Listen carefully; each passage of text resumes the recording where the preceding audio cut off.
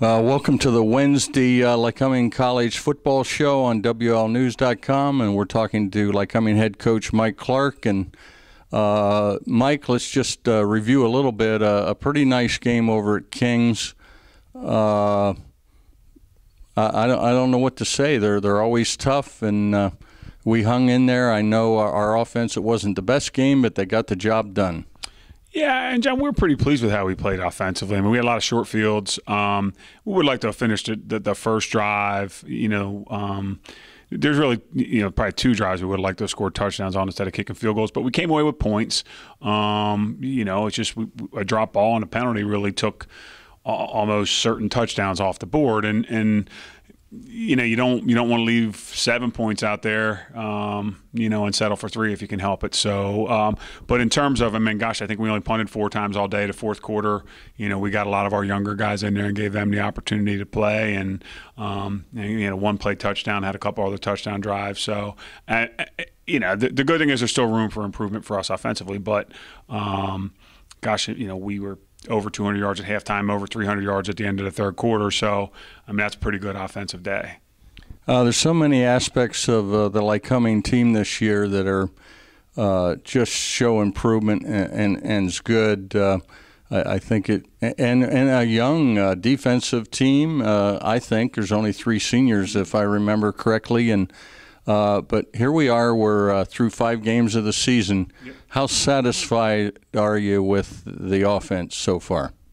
Well, with the offense, there's still a lot of room to improve. I mean, we've been okay, but again, I just the young receivers getting settled in. In the offensive line, even though we returned a couple guys, Tim Okins moved back into guard. We're inexperienced at tight end, and we lost our top 2 tight ends, and so there's a lot of guys who are 2 out of 6 guys up front are basically in new spots, although Timmy's played everywhere.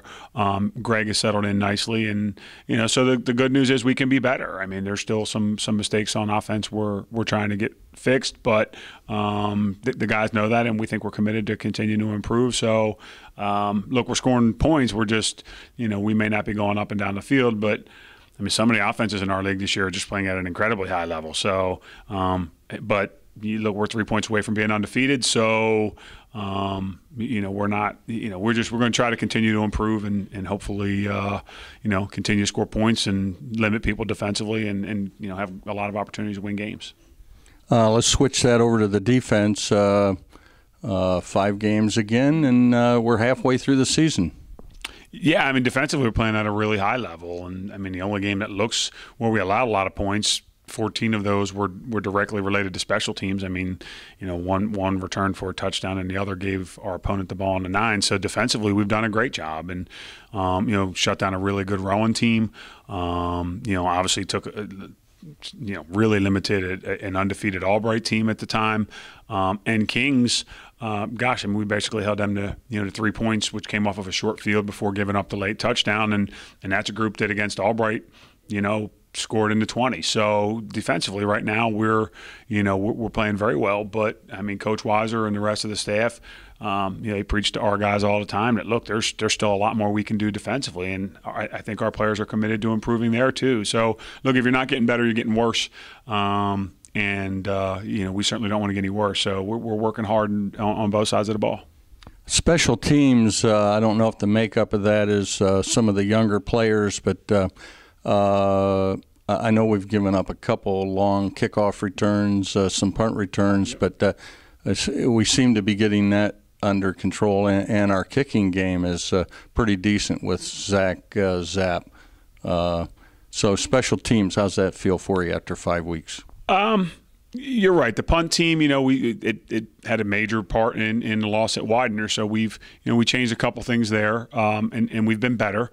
The Albright kickoff return and the big return against Kings last week, we're certainly not pleased with, and we're going to continue to improve in those areas. A little disappointed in our place kicking last week. The field goals were great, but we shouldn't miss two extra points, and so again, that's an area where Tim Terlanza a year ago was very good. in terms of kicking. Ended up being an academic All-American, and Zach and Charlie have both contributed between the PAT field goal team and the kickoff team, and have done a nice job. But again, we're not where we want to be there either. We want to continue to get better because special teams are a major part of what we do, and can have a significant impact on the outcome of a football game. Moving into the Wilkes game, homecoming weekend, one of the best 2 wins, 3 loss teams I've seen, and as always, the MAC, there's no snoozers there, but they're coming over here and playing Del Val pretty tight.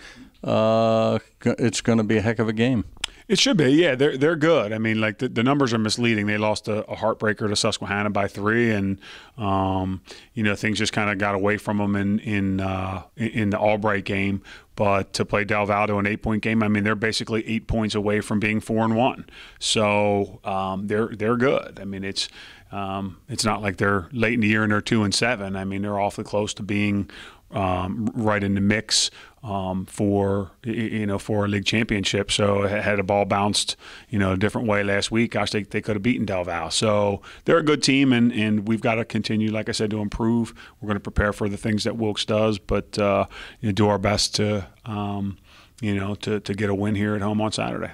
Lycoming 4-1, a great start for the year, and a big game on Saturday. Mike, thanks a lot, and we'll see you on Saturday. Good luck. Thank you, John.